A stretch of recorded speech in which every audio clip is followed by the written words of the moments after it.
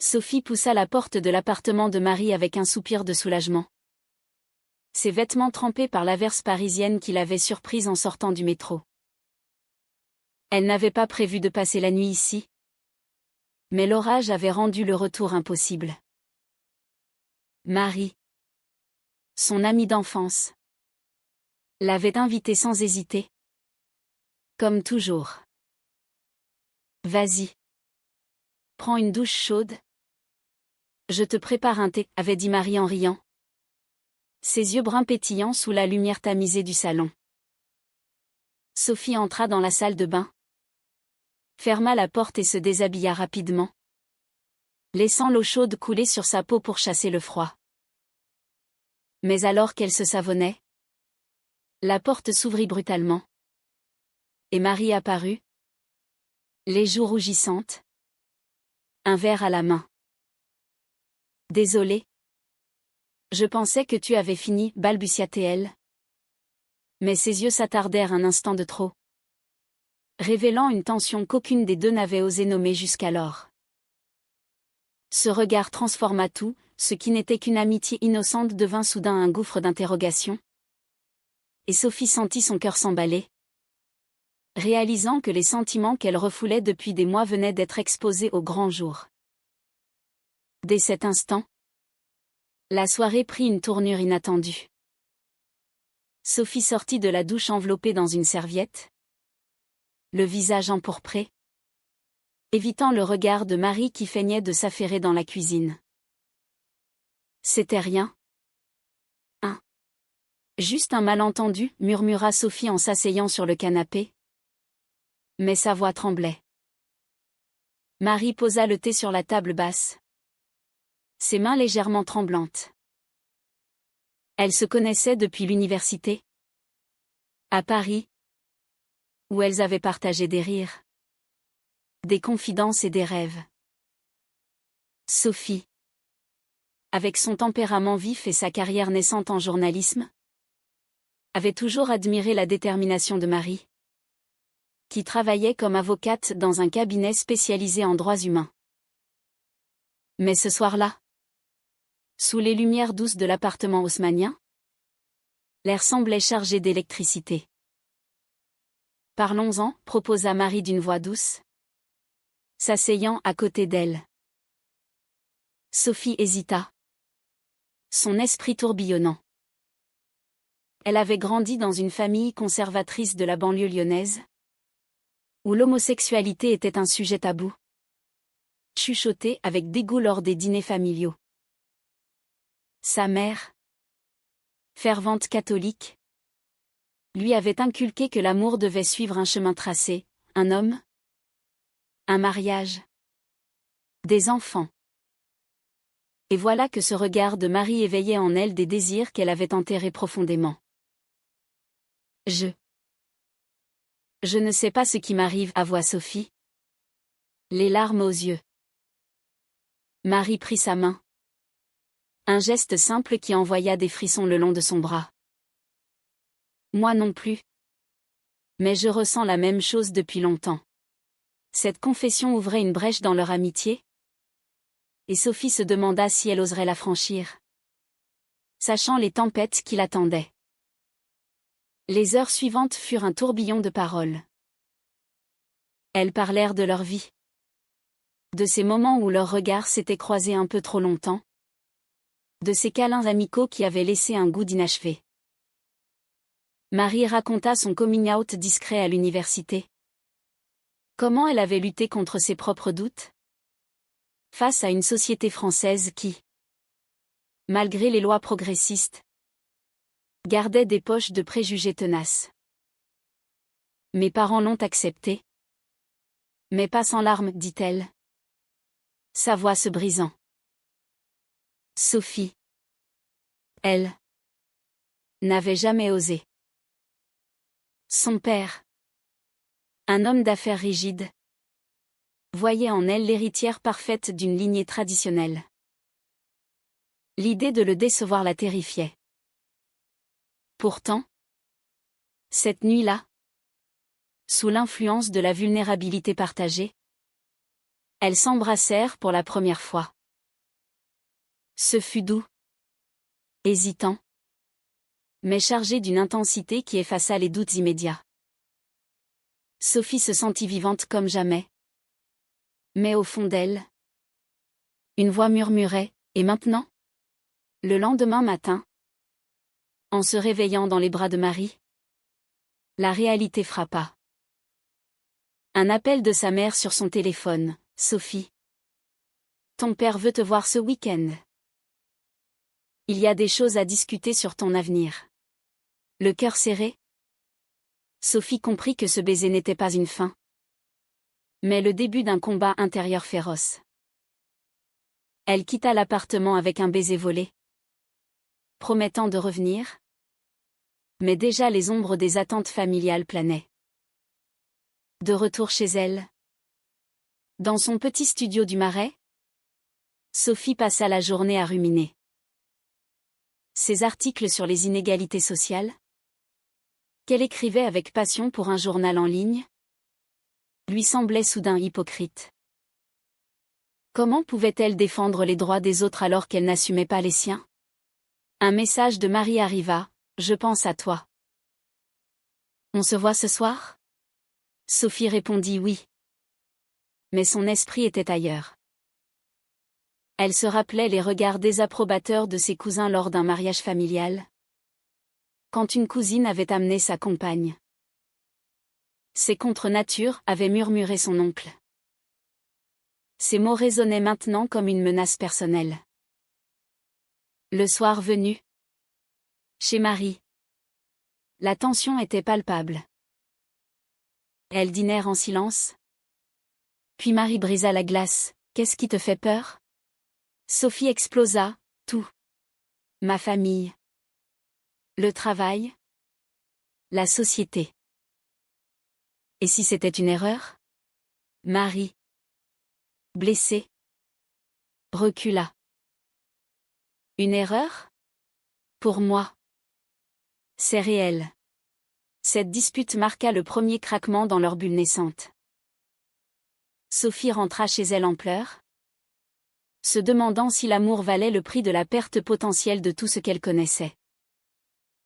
Les jours suivants, elles s'évitèrent, chacune luttant contre ses démons intérieurs. Sophie consulta un forum en ligne sur les expériences lesbiennes en France, lisant des témoignages de rejet familial, de discrimination au travail. Cela ne fit qu'amplifier sa peur. Pourtant, un soir, seule dans son lit, elle réalisa que ignorer ses sentiments la rongeait plus que tout. Elle envoya un message à Marie, « Pardonne-moi. J'ai besoin de temps. » La réponse fut immédiate, « Je t'attends. » Ce fragile équilibre marqua la fin de cette première phase, où l'euphorie cédait la place à la réalité cruelle des choix à venir.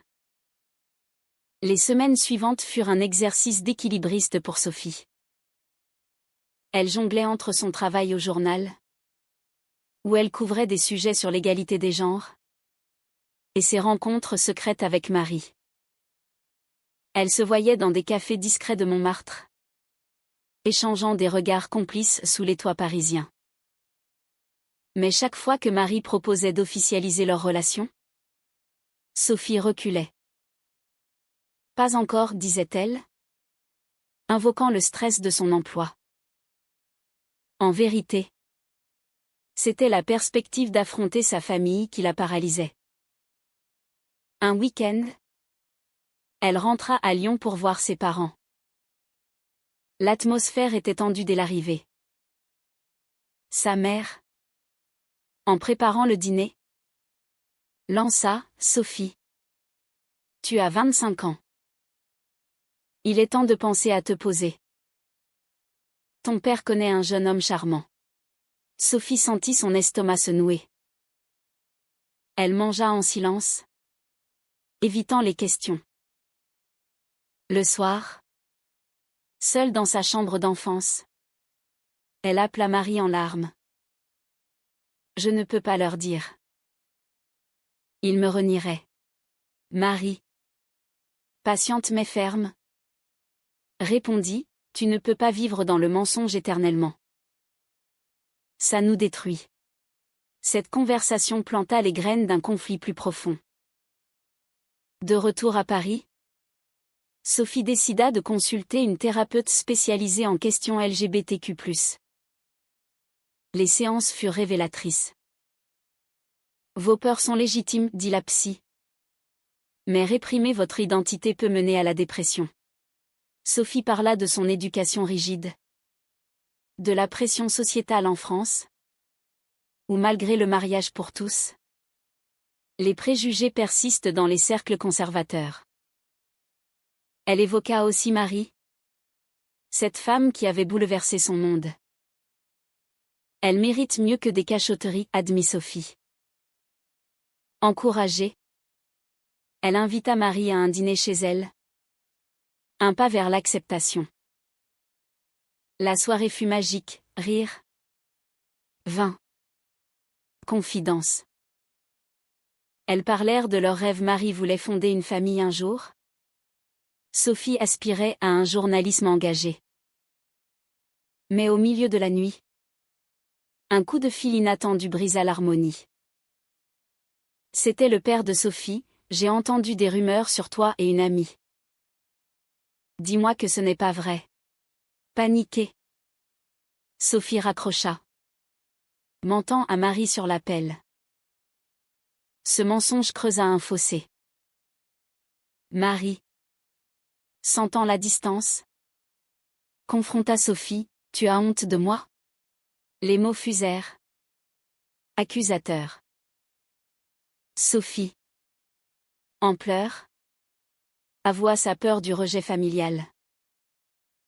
Marie partit en claquant la porte, laissant Sophie seule avec ses regrets. Le lendemain, Marie ne répondit pas au message.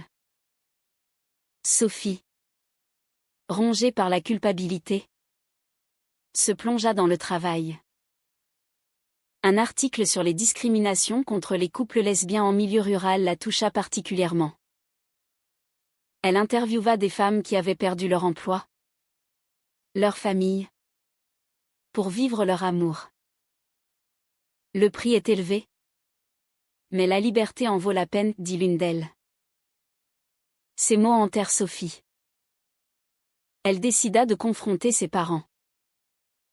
Lors d'un appel, elle balbutia, « Papa, maman, je suis amoureuse d'une femme. » Le silence fut assourdissant, suivi d'une explosion. Son père hurla, « C'est une phase. Tu nous déçois. » Sa mère pleura, « Pense à ton avenir. » Adieu. Sophie raccrocha. Effondrée. Elle courut chez Marie, qui ouvrit la porte, les yeux rougis. « Je l'ai dit, » murmura Sophie.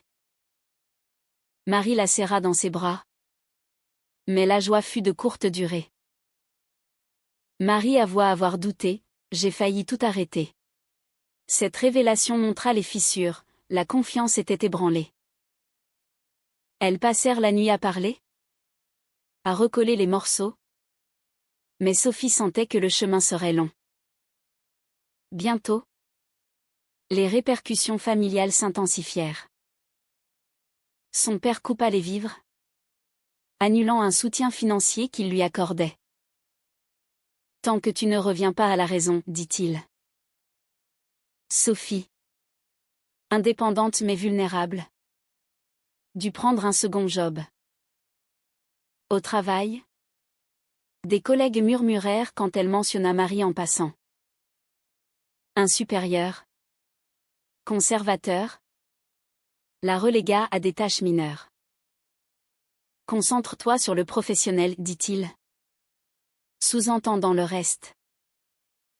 Marie, de son côté, affrontait ses propres démons.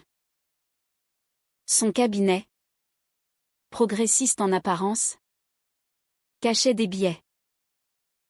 Une associée lui conseilla, « Garde ta vie privée. » Pour les clients. Marie, furieuse, défendit leur relation, risquant sa carrière.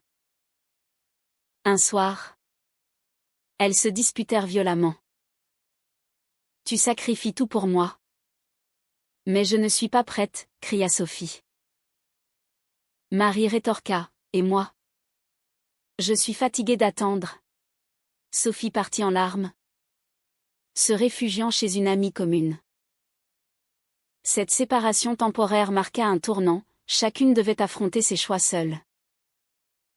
Sophie, seule, réfléchit à ce qu'elle voulait vraiment. Ignorer Marie signifiait une vie vide, l'assumer impliquait des pertes. Elle choisit de lutter. Envoyant une lettre à ses parents, c'est qui je suis. Acceptez-le ou perdez-moi. La réponse fut un silence glacial, amplifiant sa douleur.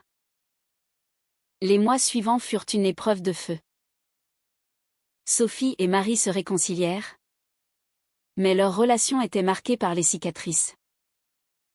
Elles décidèrent de vivre ensemble, dans un appartement modeste à Belleville, pour affronter le monde uni.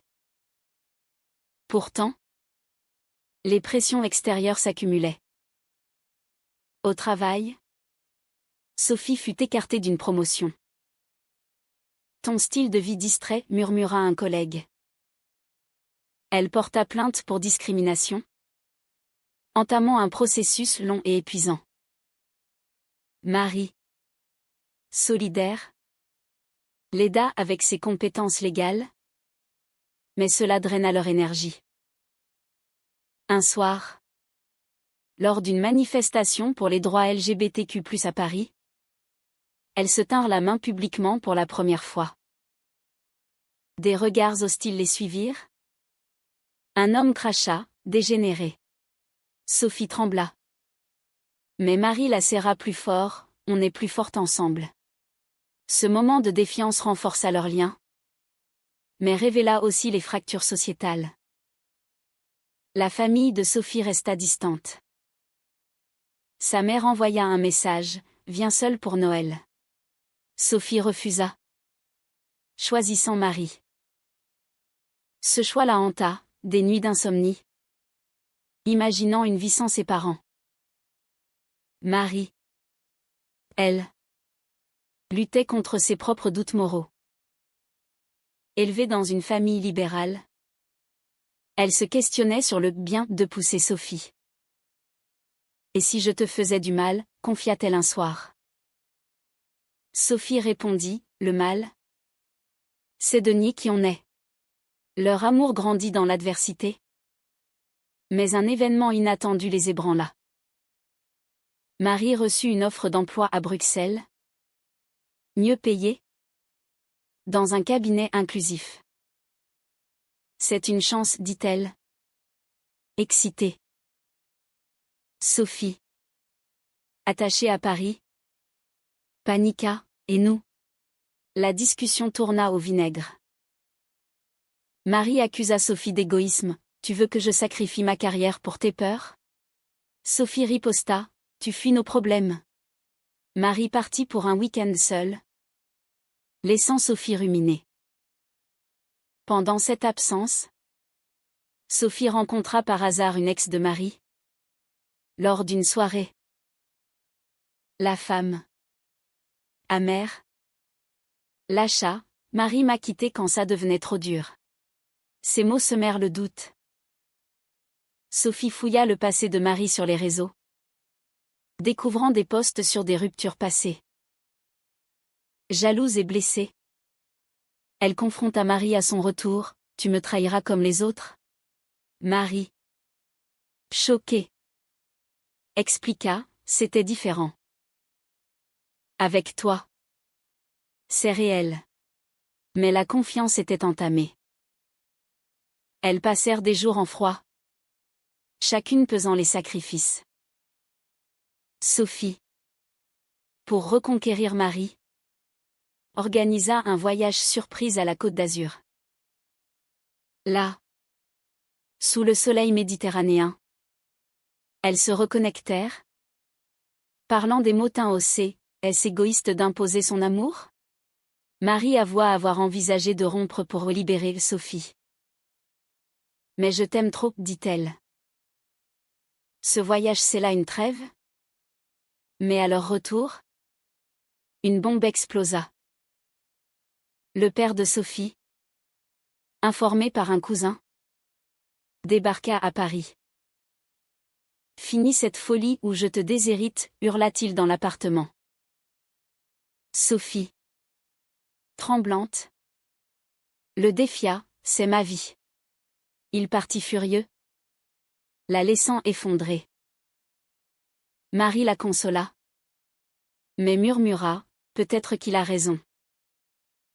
Peut-être que c'est trop. Ces mots furent un coup de poignard. La crise culmina lors d'une soirée chez des amis. Un débat sur l'homosexualité et la famille dégénéra.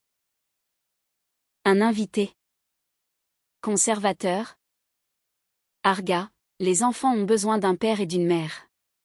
Sophie, piquée, défendit farouchement, l'amour n'a pas de genre. Marie resta silencieuse, ce qui blessa Sophie. Plus tard, seule avec elle, Sophie explosa, pourquoi tu n'as rien dit? Marie admit, j'ai peur de l'avenir, d'une famille sans soutien. Cette vulnérabilité révéla leur peur profonde. Elles décidèrent de consulter un conseiller de couple, explorant les dommages psychologiques des pressions sociétales. Les séances furent douloureuses. Déterrant des trahisons passées, Sophie avoua avoir flirté avec un homme pour retester ses sentiments. Marie confessa un baiser impulsif lors d'une dispute. Ces révélations menacèrent de tout briser. Mais elles choisirent le pardon. Conscient du prix, une confiance à reconstruire pierre par pierre. L'année s'écoula dans une tension croissante. Sophie gagna son procès contre son employeur, obtenant des dommages et intérêts, mais perdit des amis au passage.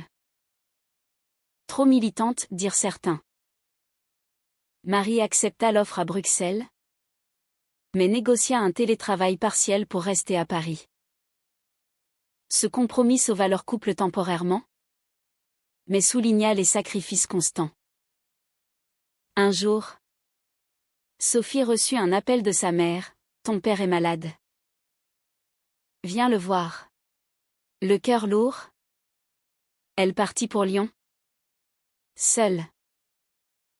À l'hôpital, son père, affaibli, murmura, « Je ne comprends pas.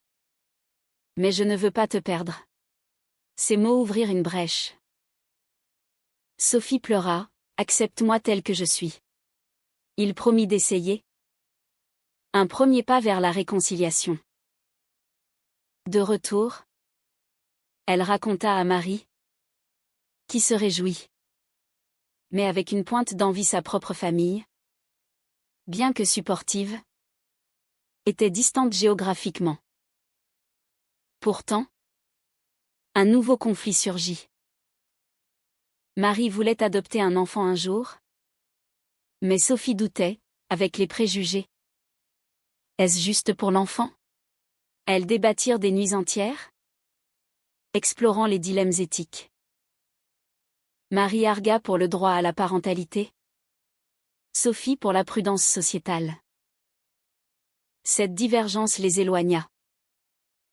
Lors d'une fête, Marie dansa avec une femme, un geste innocent qui alimenta la jalousie de Sophie. « Tu me trompes, accusa-t-elle. Marie, outrée, répliqua, « C'est toi qui doutes de nous. » Sophie, réalisant son erreur, s'excusa. Mais le mal était fait. Elles prirent une pause, vivant séparément. Sophie, seule, affronta ses démons, consultation, lecture sur l'identité queer. Elle écrivit un article personnel sur son coming out, publié anonymement. recevant des soutiens inattendus. Marie, de son côté, confia à une amie, « Je l'aime.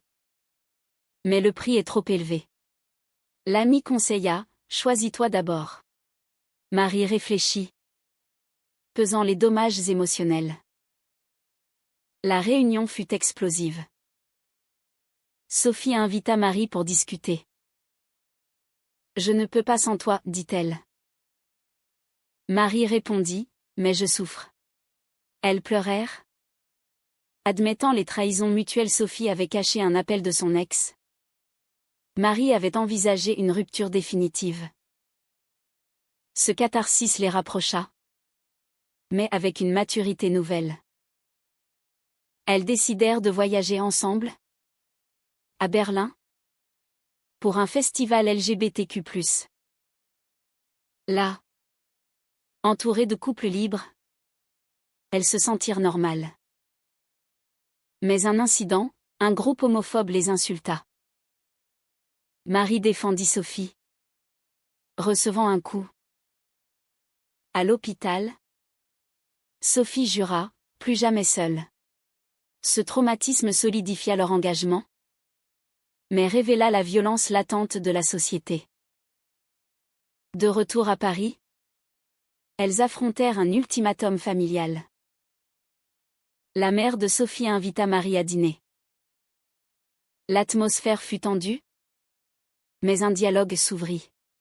« Je veux comprendre, » dit la mère.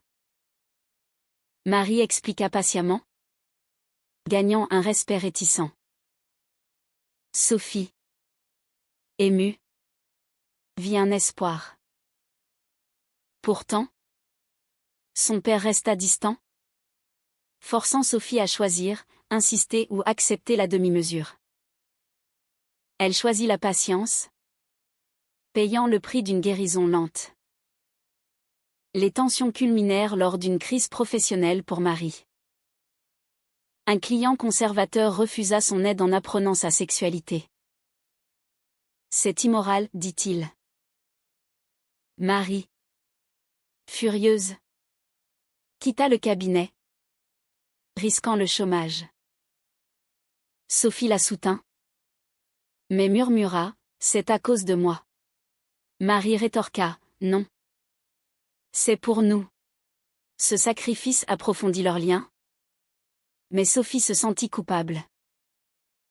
Elles explorèrent des thérapies alternatives, des groupes de soutien, apprenant à naviguer les motins. Un soir, Sophie proposa, « Marions-nous. » Marie, surprise, accepta.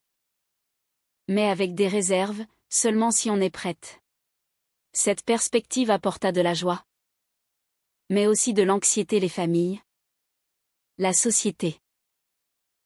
Sophie contacta son père, qui répondit froidement, « Fais ce que tu veux. » Ce rejet la blessa, mais elle persévéra.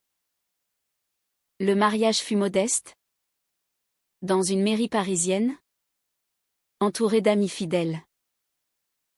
Sophie, radieuse dans une robe simple, échangea des vœux avec Marie, promettant fidélité malgré les tempêtes. Ses parents n'étaient pas là, seul un message de sa mère, « Je prie pour toi. » Ce vide pesa. Mais Marie murmura, « On est notre famille maintenant. » La lune de miel à Provence fut un havre de paix, où elles rêvèrent d'avenir. Pourtant, la réalité reprit vite. Marie trouva un nouveau job, plus inclusif, mais avec un salaire moindre. Sophie, promue après son article viral sur les droits queer, gagna en visibilité, attirant des menaces en ligne. Traîtresse à la nation, lisait un commentaire. Elles renforcèrent leur sécurité, payant le prix de la visibilité. Un an plus tard, elles envisagèrent l'adoption. Les démarches furent ardues, entretien, évaluation psychologique. Un travailleur social questionna, Êtes-vous consciente des défis pour l'enfant? Sophie défendit, l'amour suffit. Mais les doutes ressurgirent. Marie confia, et si on échouait? Sophie, hantée par son passé, répondit, on a déjà surmonté pire. Pourtant, une trahison inattendue frappa. Une cousine de Sophie révéla leur mariage à la presse locale. Pour exposer la vérité. Des articles sensationnels suivirent, dépeignant Sophie comme une rebelle familiale. Son père, furieux, coupa tout contact.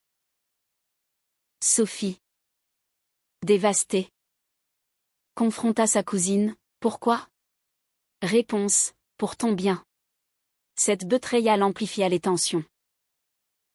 Marie, protectrice, proposa de déménager. Mais Sophie refusa, on ne fuit pas. Elles affrontèrent la tempête médiatique, donnant des interviews pour défendre leur amour.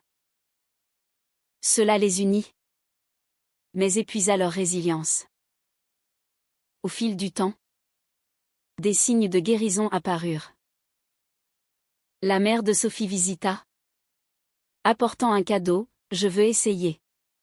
Des dîners maladroits suivirent, où les préjugés fondaient lentement.